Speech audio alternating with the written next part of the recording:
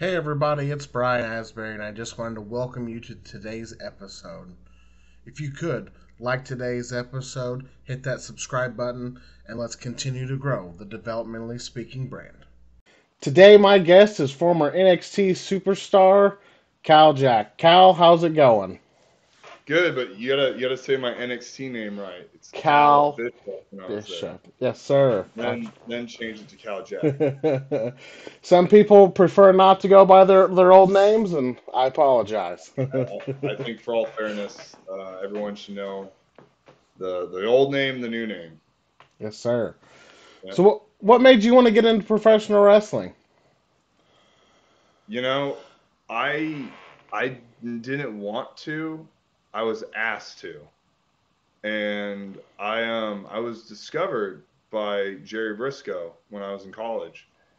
And it was right after a tournament I did in college. It was like our conference tournament, and he would go to tournaments to look for amateur wrestlers, college guys, and just kind of they didn't have to be the best wrestlers, just had to have something that stood out that you could use for pro wrestling. And he liked me. I had a college coach who was a big fan of the business that talked to him as well before he talked to me, and he wanted to get a hold of me, so he went through him to talk to me, and then I got his information, and then yeah, Jerry at the time he was the recruiter for the developmental for NXT, but I think it was between like they're in that period of NXT and Florida Championship Wrestling, so it was in 2010 when I officially got discovered for pro wrestling, but I didn't officially start until 2013. So, is it known that like this is what Mr. Briscoe does? Is he'll go down and do these tournaments and these events and he's scouting talent like within that wrestling community? But you have to think like back then they had Mm, to send a guy. yeah. Nowadays you could find everybody on social media, Hmm. online, Twitter, YouTube, all that stuff. So and Instagram especially. Hmm. And but back then, Jerry was the guy who could find people. I mean, his list of people he discovered alone is incredible. So to be kind of in that category of guys who Jerry discovered, and he was able to get signed in through the developmental system in WWE, it's pretty cool. Hmm. So I'm happy to be considered a Briscoe boy.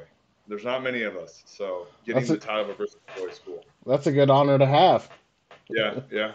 So, how were those early discussions? You said 2010, and then you didn't come around to 2012, 13. Yeah. So I remember the tournament. I took second.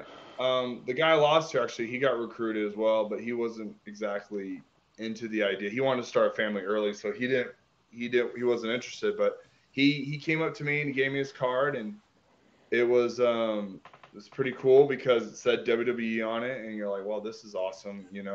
A lot of at the time when you're in college, you only have a few avenues. You can either go into the Olympics or MMA was just starting to get big, or you can venture into MMA and get into UFC or Bellator. But the fact that I'm a college athlete getting recruited by WWE kind of made it like, oh, this is a cool thing. Like this is the next avenue for bigger guys in college wrestling that they can go to, because a lot of times it's like you just do the Olympics, you go to fighting, or you become a coach, or you just move on with your life. So I kind of had a feeling after college that this was where I could see it in that direction, and then that sparked the excitement and definitely put a thought in my head like, okay, maybe I'll be a pro wrestler, or I'll be a WWE wrestler or whatever. So having Jerry talk to me when I was only a sophomore in college, it was very very cool. It definitely um, it's definitely something I could brag about. If I'm going to parties or something or social gatherings. So it was cool. So, what made you make that decision that it was what you were going to do? It was a combination of things. I knew right after I became an All American in college that would probably give me a better chance to getting signed with WWE, because I always think about Jim Ross quoting college athletes, putting over their accolades as athletes because that's what he did. And he was definitely part of the talent relation and the recruiting process as well. So I knew becoming an All-American would definitely heighten my chances of getting signed. And so the process, or what? I forgot the question. Sorry, I have wrestler brain right now. What made you make that decision that WWE is the Okay, avenue you were going to so pursue? right after I became an All-American, I mean, I was in great shape. I easily was in the best shape I could have been for anything. And I just reluctantly did the tryout. I'm like, I'll do the tryout. I have no idea. I'm like, are they going to have me do a match? Are they going to have me like get body slammed? I had no idea. And at the time, I'm 20, 23, 22. I'm like, I could take anybody. Like, I just became top 4 in the country. Like, you have to be a killer just to beat me. And so I just said, sure. I was just reluctant when I did it. And going to the tryout, I was in really great shape and I'm roughly around the same size I am now. So I kind of just wanted to see what would happen. And then wasn't really playing too far ahead and I wasn't playing too far back. So I just wanted to see what it was going to be like going to Tampa, Florida. And what was cool though is when I did the tryout, it was during like my college's award ceremony for sports. So I missed that, which kind of bummed I did, but it's a little bit whatever because I won athlete of the year at my college because I, placed in the nation. Mm-hmm. But it also paid off in the end because through that trial I got signed with WWE. So it's kind of a bittersweet thing. Mm-hmm. So, what was your first impressions of Tampa at FCW there? It's funny because like looking back, I loved it. Absolutely loved Tampa. I loved living there. I loved the atmosphere of what FCW was. It's just in a big warehouse. It wasn't the prettiest thing. It was kind of like little dusty, little dungy, no windows inside. It reminded me of my college room. My first year in college, we used to train in this old building called Langston. No windows, no nothing, dusty, dirty. You just got in there and like the whole point is, look, we don't want to be in here that long because it stinks and it's dirty. So let's get the work in, let's get out, and let's get better. That was my thought process. So when I went in there, I liked the atmosphere at the time because it's they had it was definitely during a show too. Actually, we had a pretty crazy tryout as far as talent wise goes. But going in there, these cool posters that were hung around all over the FCW arena. You can kind of had an idea of what generation of wrestling we're in at the moment. It was really cool. I actually really enjoyed it. The scene, how it looked and everything. Yeah, that arena, like I always like. There's a big difference between FCW and NXT, and I always felt like developmental should be the way that FCW was set up Yep. instead of not just let's. I get what they were doing, but like don't just throw everybody in like on this national spotlight when you're trying to develop talent, I guess. Yeah. Yeah. No, So, I'm glad because I was there for 6 months in developmental in Tampa, and I really do think that was like the most beneficial 6 months I've ever had in pro. I mean, I train and coach kids um, here in Las Vegas, and I tell them, I'm like, your most important time of training you will ever have in pro wrestling is your first 90 days. If you can go 90 days straight, not missing a practice, not missing anything, you go 90 days, injured, sick, hurt, broke, don't matter. Just show up. Just keep showing up 90 days. And once you get past the first 3 months, then you can really figure out what direction you're going to go as an athlete in the next 3 months. And then by the next 3 months, you should be match ready. But it's consistency. I know mhm. life happens and everything, but it's so important those first 30 oh excuse me those first 90 days. So I just remember being there for only, I mean, I was only there for 6 months, but man, it was awesome because I had every coach of every generation when I walked through. It went from Ricky the Dragon Steamboat to Joey Mercury to Billy Gunn to Bill DeMott to Perry Saturn to Nick Densmore to Terry Taylor. Like you name it, we had every type of coach you could ask or you want for me. Obviously, the great Norman Smiley. Norman was so pinnacle with his training with me, and then you had William Regal there. You had Robbie Brookside, and of course, the amazingly great, famous Dusty Rhodes. So I look back at the first 6 months. I had the greatest coach. Obviously, I wasn't fortunate to have like Dr. Tom Pritchard, but I definitely had a lot of people under the same umbrella as him. Hmm. How long after your tryout did they offer you your deal? Well, so my tryout was kind of funny. I did the tryout. The second day, I go to do an up and over. I do an up and over, and we're doing a little warm up drill. I do an up and over, and you're supposed to land flat foot, then do a back roll, just to see how good you are at, just to see how athletic you are and how well you can follow directions.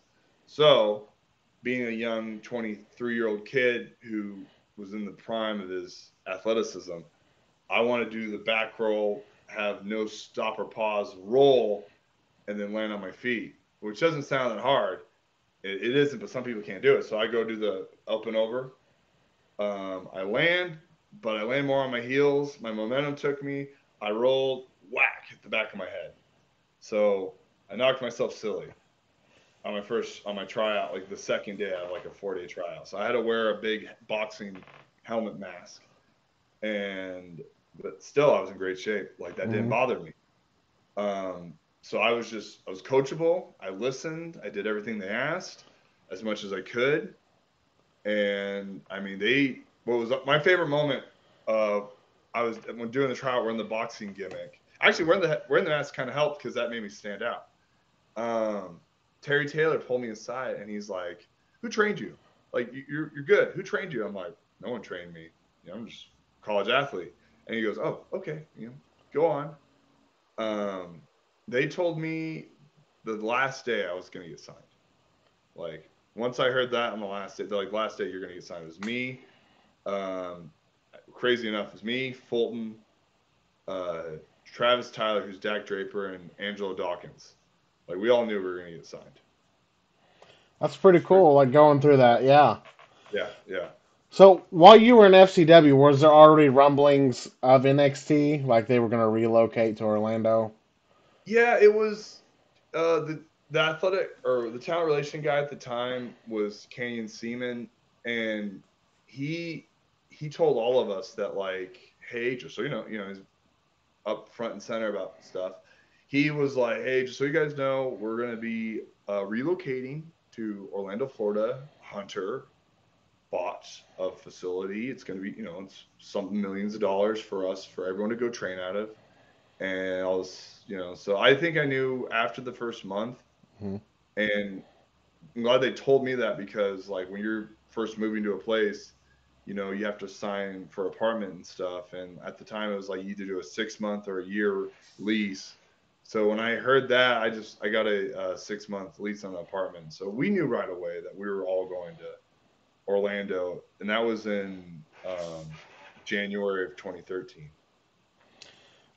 So when the transition to NXT happened, what was the major differences? Did everything change automatically, or was it slowly? So you have to think like WWE was in this rebranding period. We got a new logo, we have a network, we have a new training facility. Like we are a brand among brand. There's no more of these like smaller companies that are becoming feeders, for WWE and NXT.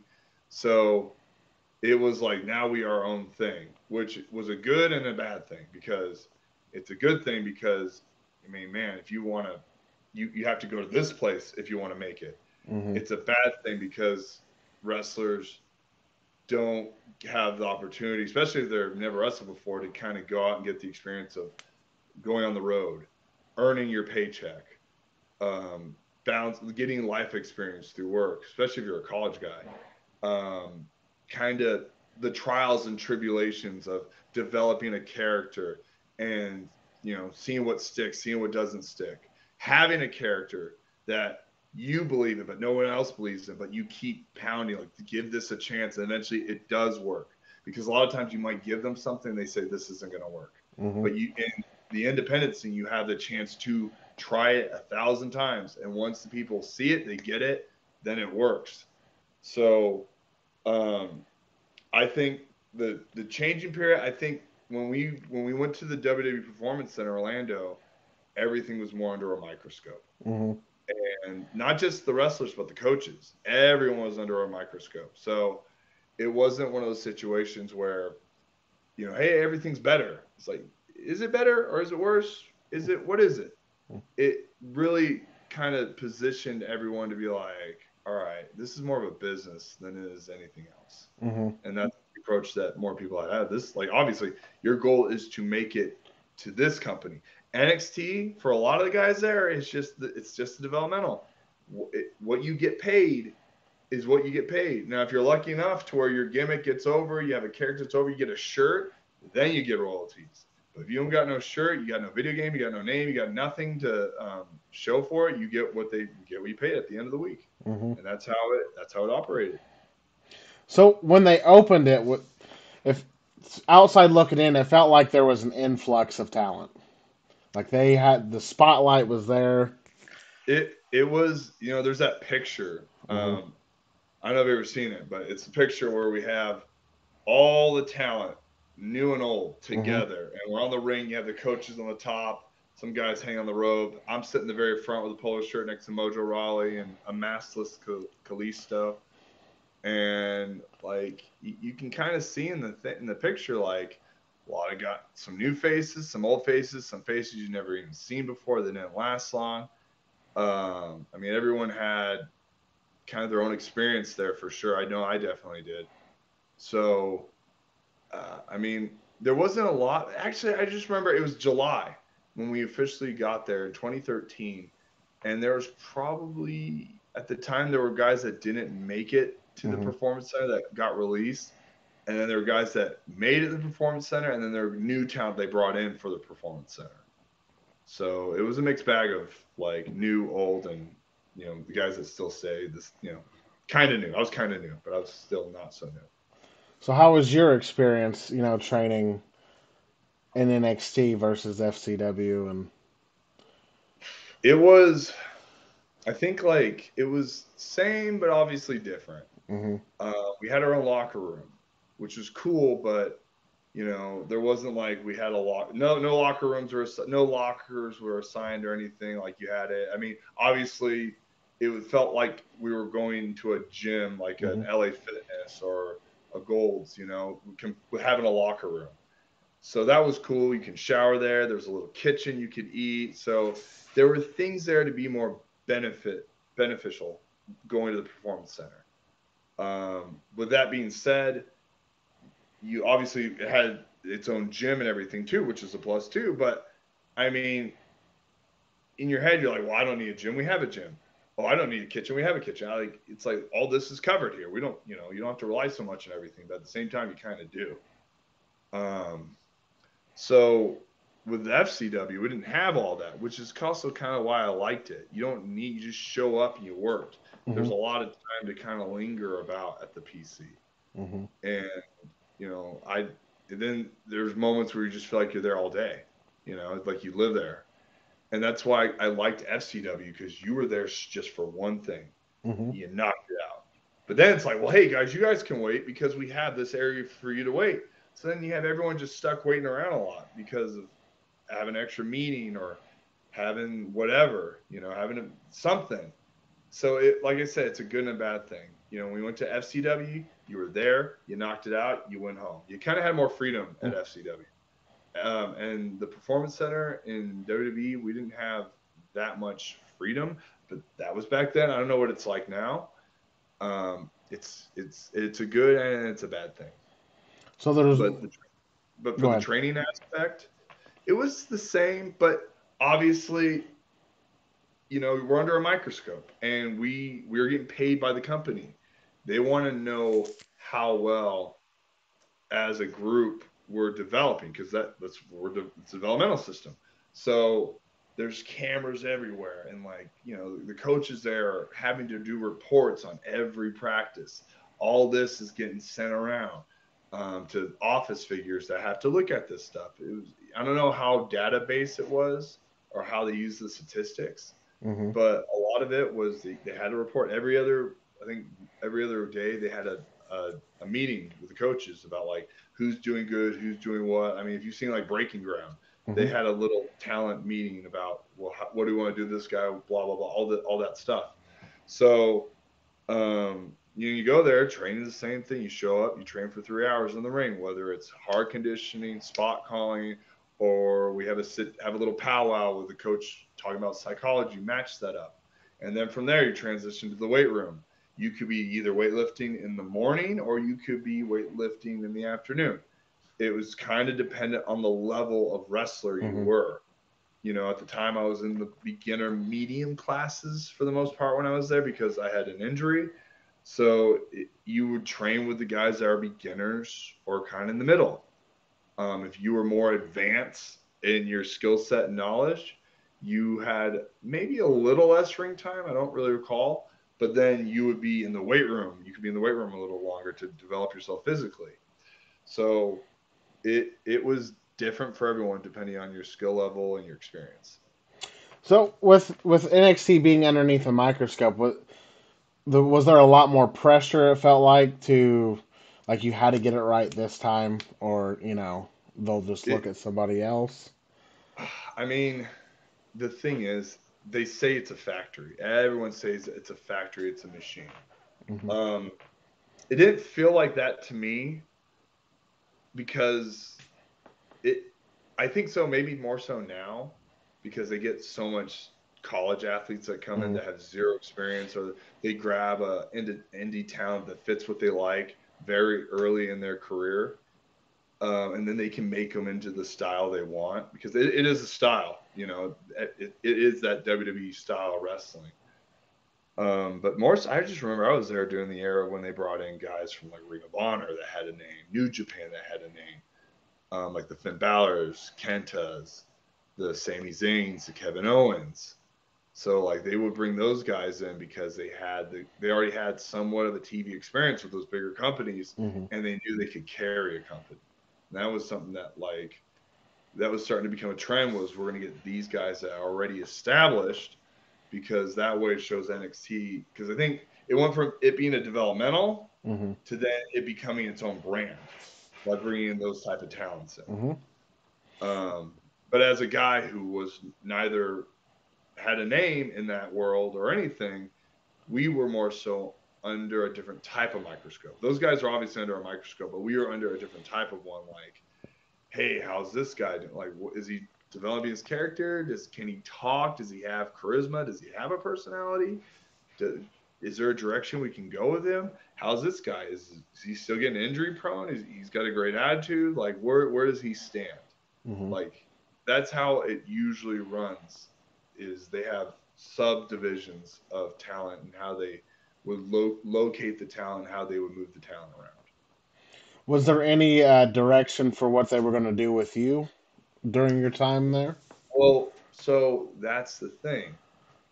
It really depended on how they look at it for guys like me was coachability, personality, creativity. I was coachable. I had the personality. I had creativity, but those things don't matter if you can't step foot in a ring. Mm-hmm. And the biggest problem I had was I was injury prone, and just the timing of it, and the fact that we are under a microscope. We want to show that we're always ready. You're 100%, because we're eager. Because the thing is, at any moment you can get fired, you can get cut. So you always want to have the best impression of yourself when you're there, because if you show up and you don't give them the right attitude, the right thing that they want, they say, hey, we're not exactly what we're looking for.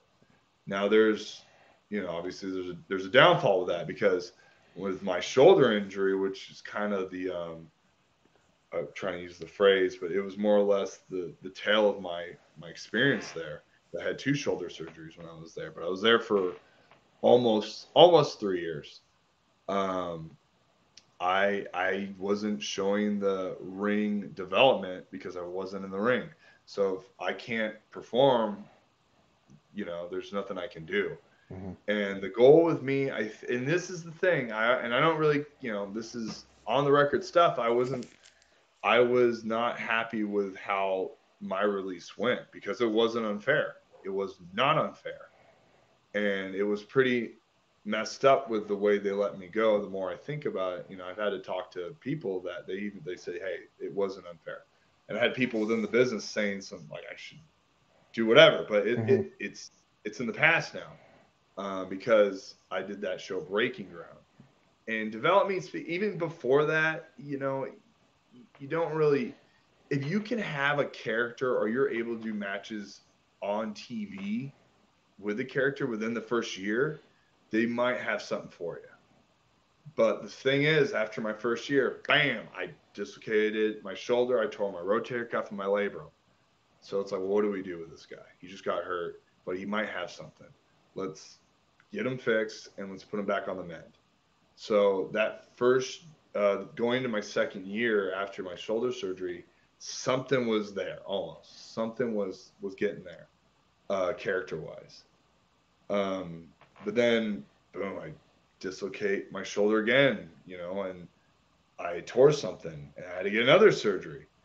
So at that point, it's like, well, what do you do? Like, you really have to take any option you get. And I was doing voiceover work. I was staying for other promo classes. I was throwing so much shit to see what would stick, just to show not that they were going to use anything, just to show that I was versatile, Hmm. that you can do whatever, and eventually they might find something for you to do. So that was my goal, was just come up with every dumb character I could think of, and I did do that, and that kept me around longer than probably longer than I needed to be. But then I got offered the opportunity to do Breaking Ground. I did the interview with the company that did the Bar Rescue show. Hmm. They're the ones that wanted to do Breaking Ground, and that was specifically going to be on the WWE Network. Kind of like, hey, you've seen this side of WWE. Here's the other side of WWE that you don't see. So I was on Breaking Ground, and I kind of had a bit of a sad story on Breaking Ground because of the shoulder injury. I was going to ask you how they decided to go with you for Breaking Ground. Like, You know, the show itself was based off of the NFL's show Hard Knocks hmm. on HBO, and they were very quiet about what they wanted to do with me for the show, because you go into it and you're thinking like, oh, this must be a setup for a comeback story. Oh, like we'll bring Cal Bishop, we'll talk about a shoulder injury, and maybe we'll cover his story till he has his first match back, and then we'll go from there, and maybe that'll be the story when if he has a chance to debut on NXT, and then they could see like, maybe that could be a running theme, like what what that direction was going to be. And that's kind of in my head. I thought that's what was going to happen. I was showing pretty decent progression in the ring. I went to a different surgeon for my shoulder. I went to a great one in Alabama. The one I had before was good, but I don't think he was more for the athletic Hmm. sports medicine kind. And going in, I thought that was what it was going to be. And then when they released me on the show and I got fired on the show, I had no idea I was getting fired. But I kind of I knew something was up when you sit in the office and you have a camera on the wall and then you have a camera on the table. And I'm like, oh, this is some fly on the wall shit right now. Okay, Hmm. well, I'm going to no sell and not give this any attention. I'm just going to be whatever about it. Just be kind of like, okay, whatever, bye. But really inside, I wasn't thinking that at all. I was like horribly depressed and sad about it. I don't blame you at all one bit like that. I don't think that that's the way that they should have handled that anyway. No, no. I would say I had a private conversation um, after that with one of the coaches. I'm not going to say who, but I straight told him like, can you swear on this? Yeah, go ahead. I said, fuck this. I would never fucking agree to this shit if you guys are gonna fucking do me like this. Mm-hmm. You know, I didn't at the point I'm like, fine, I can say what the fuck I want. And so I mean, I cursed out the coach, and I was, pissed. Like, and he said we had no idea this is how it was gonna go. Whether it's true or not doesn't really matter at this point. But I was pissed, and I didn't talk to any of the camera people or anything afterwards. They wanted me to do another spot, and I'm like, fuck this. I'm not doing anything for you guys. No. Like, kick my ass, you know. And then what sucked is that, like, you get fired, and this is all pre-taped. I had stuff getting tweeted at me months later about it, so I kind of had to like relive that experience. It really sucked, and still so young in the game, only 2.5 years, into just pro wrestling itself. Still didn't have an idea of what it truly meant to be a pro wrestler. That's just like, that's TV wrestling. That's not independent wrestling style. That's not New Japan style. It's not Lucha Libre style. It's not European style. That's one style you learn. And that's one thought process you have. I had no idea there was all this other stuff. I kind of knew about Japan and some of the somewhat bigger companies, but I mean, when you're in developmental, they like make fun of those places. So it kind of warps your thought process and reality. We didn't have AEW in the brewing up. That wasn't even a thought back then. This is 10 years ago. Mm-hmm. A little. So yeah, I enjoyed my first year for sure. I enjoyed the ending period of FCW, and I loved the beginning period of NXT in the Performance Center. Obviously, there's an asterisk with the second and half a year going into that because of my shoulder injury, but it ended in such a bad way where when getting fired from a company that you started to develop a real passion for. Mm-hmm. And it hung heavy on me for a very long time. It made me a very, very bitter person about that experience.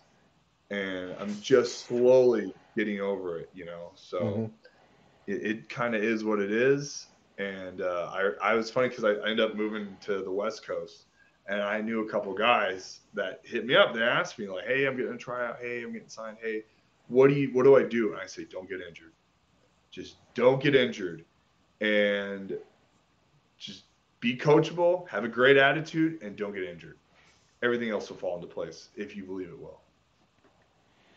I hate that that was your experience there, because that doesn't seem fair, and I can see where that would definitely change your mindset of wrestling in general, because they're just like, nope, like it was for ratings or whatever. You know what I mean? Like Yeah, it was. that's exactly it. It's like, well, let's have a sad tale about this dude, Mm-hmm. And then you have the guy who's not there anymore of talent relations say, well, maybe his body, and I hate that he said this, tough. His body can't handle how tough this business is. And in my head, if I saw this guy today, which I hope someday I do, I would say, look at me, I say, fuck you, fuck you. You would not say that shit to my face, especially now because I've been pro wrestling for 8 long years after that. That was the most dumbest thing anyone could have ever fucking said. But that's okay because it is what it is. But like, you can't make that judgment call. You have guys like breaking their necks and backs and all. I mean, shoulders are bad, but you can work around it. As a pro, you can work around whatever injury you have, and I have been. I've at my own pace, and that's what you're supposed to do. Obviously, in developmental, you have a window. You sign a contract for so much time, and your job is to make the most out of the time you're given. And that's the impression. That's how I came into it. It's like, look, I got 3 years. What do I do with the 3 years? Do I just punch the clock and wait for them to tell me you're out, or do I like bust ass to get the opportunity? Because it's like you have that window. What do you do? Oh shit, I'm injured. I gotta try everything. I gotta do voiceover work. I gotta do commentary. I got help with creative. I want to pitch things for other friends. I want to be part of every promo I can be a part of. Like, I'll do what I have to do. And that's what I was doing when I was there. The best of my ability. I wasn't great at it, but I tried. And that's the thing. As long as you try, that's all that matters. Put as much effort into everything. Watch as much practice as you can. Ask as many questions as you can. pick every coach's brain to the point where you're not being too annoying. And it was sad when I got released because it didn't just affect me, but affected some other people. The one person, the physical therapist, the trainer they had on staff, she didn't know I got called to get fired. So at the time, I was getting my stuff on to get ready to go warm up in the ring. So as I'm in the ring with my stuff on, I got my shirt. They came. They said, "Hey, we need to talk to you." She just stayed by the ring waiting for me for like 2 hours. No one came and told her I got fired. So she just waited. And then someone came over to her and be like, "Hey, we need you." And she's like, "Well, where's Cal?" And they're like, "Oh yeah, he got fired." Like, she's like, "I've been working with this guy for 8 months, you know, like, we're done, we're just done." So I felt bad for her. So it wasn't just me that got kind of a raw deal on that. Mm-hmm. How has life been after WWE? It's been a roller coaster. You obviously have ups and downs, especially in pro wrestling. There's still that hunger and desire to get signed anywhere, to make a name, and momentum and popularity, so important in pro wrestling. And it's one of those things where, like, you need that momentum to kind of keep elevating you, because if you get noticed the right way and they see what you can do, they can acknowledge your hard work, that shows how hungry you are, it opens more doors. But also keep in mind, as wrestlers, we progress, we get older, there's always another hungry young cat, hungry young guy or girl trying to make a name for themselves. So time is kind of the essence in a way. But I'll say there's, the COVID year sucked for everyone. It was bad. It really did stunt a lot of momentum for a lot of guys trying to make a name for themselves in this business. And then right after COVID, it's like, man, you're reinventing the wheel more or less to try to get things rolling again. So I'll say it's been bittersweet as well. It was NXT WWE was bittersweet. The indie scene's been a little bittersweet. You learn a different side of the business of pro wrestling, being a independent contractor. Obviously, you're an independent contractor for NXT and WWE, but like more so as your own brand, officially your own brand. You don't have a company name over your head. Mm-hmm. So it is what it is. It's been good. Obviously, it's been good. But it's just sometimes you're like, I wish it was better. I wish it was this way. You can't look in hindsight so much in this business. But yeah, it's been okay. It's been all right. Where can people reach out to you at? Well, if anyone wants to find me, they can find me on Instagram and Twitter or whatever it is, X, I don't know. It's just type Kaljak, Kaljk, no C's. We don't want C's. C's are average. But no, just to clarify, no, life for me has been great outside of pro wrestling. I mean, I'm happily married. I have a good job teaching kids. I work at a school, and yeah, I'm loving that aspect. Obviously, as a competitor and a guy who wants to make it, pro wrestling is one of those things where, like, you look at it in a different light on how you want it to go, because you're never satisfied. And the moment you think you're perfect, you should just stop. So as a pro wrestler, we're always wanting to move on to bigger and better things. The next thing. Absolutely. Let me ask you one final question today. If you had any advice to give to anybody getting into professional wrestling, what would it be? All right. I can give a lot. First things first is try to take your time. Be patient. Understand why you're getting into pro wrestling before you do pro wrestling. A lot of people say, well, I want to be famous. I want to be a star. Well, good for you. You're going to be very disappointed if that's what you want to get into pro wrestling for. Just learn. If you're going to do it, you got to love it. And if you can't love it and enjoy it, then you shouldn't do it. And I'm saying this in the side of if you make it or not. Making it can be whatever you think it is. And I think a lot of people need to understand, making it isn't just going to AEW. Making it isn't just going to WWE. Making it isn't just going to New Japan Pro Wrestling. Everyone has a different interpretation of what making it is. It's making it where it can pay your bills, it can put food on the table and provide for your family. Yeah, sure, if that's what you think it is. So young wrestlers need to understand why they're doing it, and they need to know if it is the thing they want to do. Because at the end of the day, pro wrestling is not fair. Life is not fair.